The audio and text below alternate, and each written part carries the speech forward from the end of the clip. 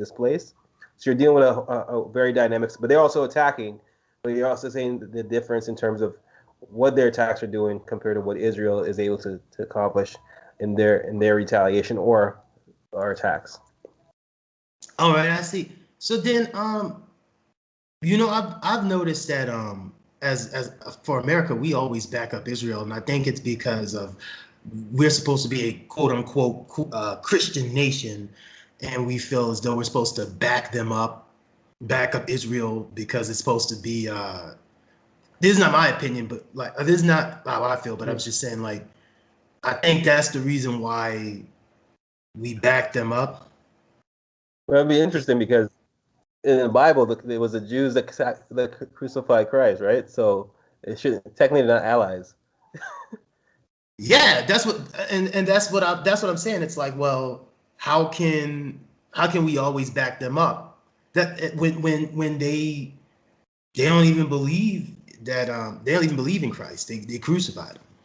Yeah, I think it's more geopolitical more so than the actual religion, because there's a whole bunch of things and translations and the Old Hebrew, Jesus being Joshua, or the letter J being new to the English language. So I think it's more geopolitical positioning of powers and how America has stationed places they've gone as satellites, as ways to have influence in other places. I think it's more along those lines, more so than anything to do with religion. That's just a caveat that's added on to for those who want to think something other than that. I think in terms of global power, America being a superpower it is, they need allies in certain places and need influence in certain places, and Israel gives them that. Even though it was an artificially created place to, I don't know if it's push an agenda, but it was artificially created for a certain purpose at a time. It was in a sense, what do we call it? What's the word I'm looking for?